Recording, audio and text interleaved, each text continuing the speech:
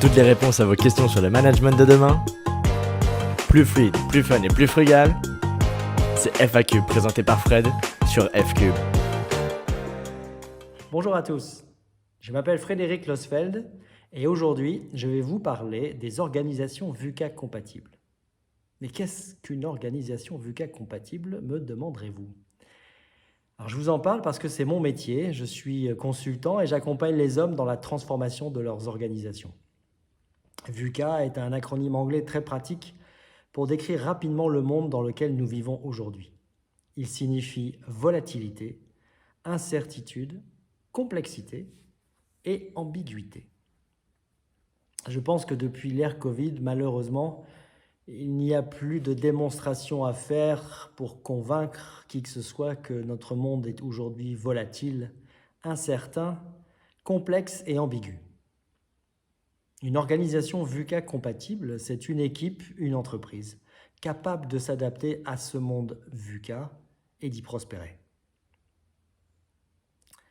À quoi ressemble une organisation VUCA compatible? Mais avant de répondre à cette question, j'aimerais partager avec vous les signes, les symptômes, on pourrait même dire, d'une entreprise qui ne serait pas VUCA compatible. Aujourd'hui, l'inadaptation au monde VUCA provoque les 10 problèmes suivants. Et je vous invite à noter et à cocher celles qui vous correspondent. Problème numéro 1 d'une entreprise, d'une organisation qui ne serait pas VUCA compatible. Vous avez du mal à attirer et retenir les talents. Problème numéro 2. Vous êtes rattrapé par les enjeux de la RSE et du changement climatique. Problème numéro 3. Vous avez gardé les vieux réflexes du monde d'avant et vous vous limitez à optimiser les coûts, augmenter l'efficacité et la productivité de votre entreprise. Problème numéro 4. Vous êtes dépassé par l'automatisation des processus et la transformation digitale. Problème numéro 5. Votre supply chain est mise à rude épreuve. Problème numéro 6. Vous devez répondre aux souhaits de plus de flexibilité de vos salariés. Problème numéro 7. Vous vous cassez la tête pour garantir un environnement de travail propice au bien-être. Problème numéro 8, vous galérez avec l'expérience collaborateur et votre marque employeur n'a pas la cote. Problème numéro 9, vous misez sur le rôle de vos managers pour diffuser la culture de l'entreprise à l'ensemble des collaborateurs, mais leur leadership ne leur permet pas encore de faire ça et c'est vous qui vous coltinez le boulot. Alors, problème numéro 10, vous souffrez d'épuisement professionnel. Alors, combien en avez-vous coché dans la liste? Personnellement, en 2020, j'ai coché « Dépassé par l'automatisation des processus et la transformation digitale ».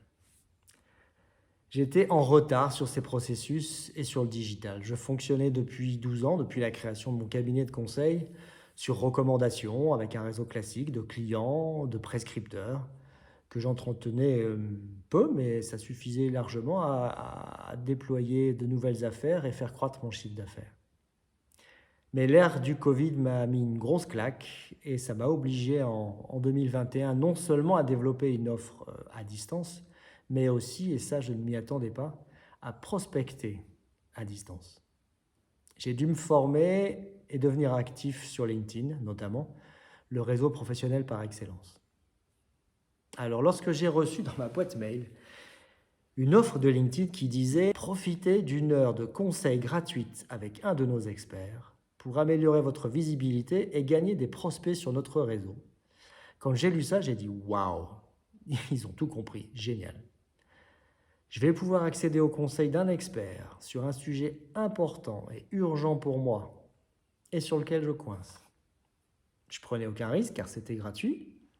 Et si le conseil était bon, j'étais évidemment prêt à m'engager et à payer pour la suite et m'améliorer sur ce besoin prioritaire pour moi.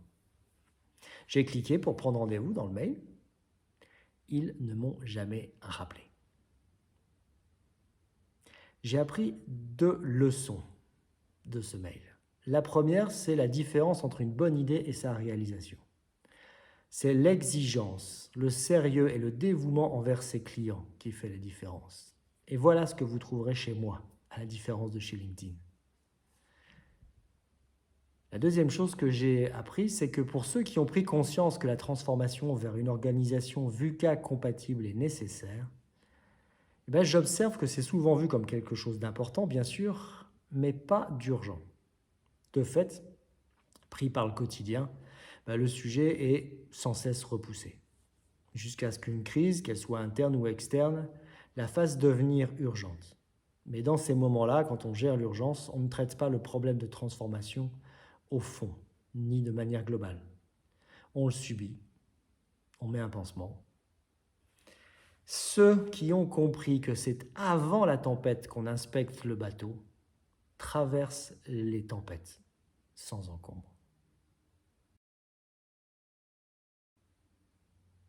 Je vous propose donc 1 heure de conseil gratuit pour vous donner envie de faire le premier pas de votre transformation vers une organisation VUCA compatible. Pour y voir plus clair dans les concepts et aussi pour y voir plus clair dans votre situation actuelle.